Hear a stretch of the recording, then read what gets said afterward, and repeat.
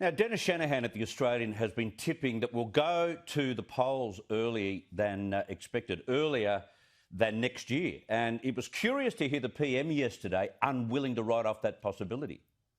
Honestly, it's just Canberra speculation. You know, the bubble likes to speculate about these things. Okay, your rugby league team would be very proud of the way you just deflected the ball then, Prime Minister. So can I ask you again, are you ruling out an election this year? Are you staying true to your word from last year about going my view hasn't changed, Tony, and so that's why I'm not distracted by the question. Now, our colleague here at Sky News, Graham Richardson, has been part of many private discussions over whether to call an early election in his role as a minister. He's written about this prospect for Australia today. While he recognises that Scott Morrison is on firm ground, he cheekily asks, what could go wrong? Richo, Happy New Year to you. And the same to you, Chris, and our viewers. Well, I think I spoke to Scott Morrison last night, and while he didn't give me any hint as to the fact that he's going to call an early election, my knowledge of the man, and I've known him for 20 years, I know him well, he's not tricky, and I don't think he would like to be known as tricky. And the difficulty of this one is it can be seen as tricky. And I think that there's a lot of people who just would say, well, this is a bridge too far for you, you can't do it. And I think he'd be listening to those sort of people. You know, this is a guy who regards himself, and I think fairly, because he is a very honourable person, and he doesn't want to do anything that would go against his conscience, go against the sort of belief system that he's lived his life so rigidly by. And I just can't see this Prime Minister getting up and giving some of the hollow excuses that Hawke used in '84, which caused a result, as you remember, that was way short of Hawke's expectations. Very true. Now, tell me about that. What was the reasoning at the time for Hawke to go early? Obviously, he thought he was on a winner. And if you leave it longer, and you tell me, things do go wrong, don't they? Of course they do. There's always the temptation to go when things are really good. And so you say to yourself, as Hawke did in '84, they love me. They don't love Peacock. Here's a good chance for me. I can sweep the board. And that's really tempting for pollies. But the mob don't like it. If you want an early election, they want a very good reason.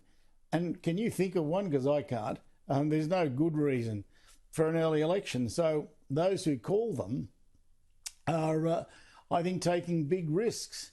So I don't think we'll see an early election, or, drastically early election.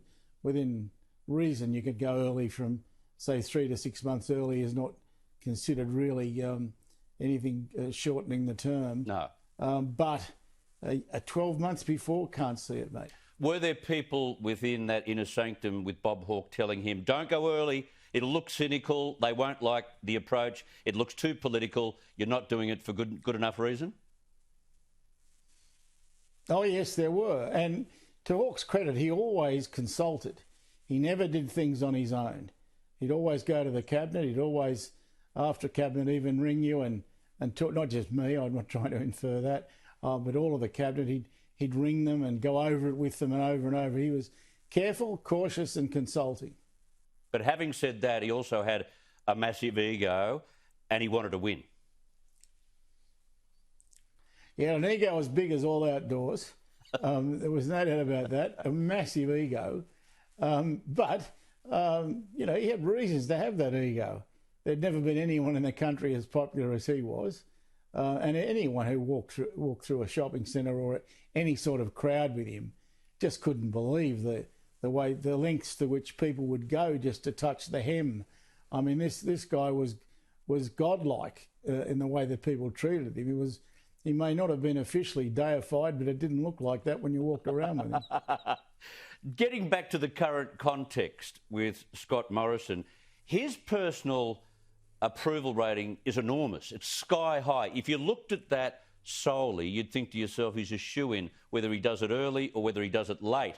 But when you look at the two-party preferred vote, it is still very close, Richo, isn't it?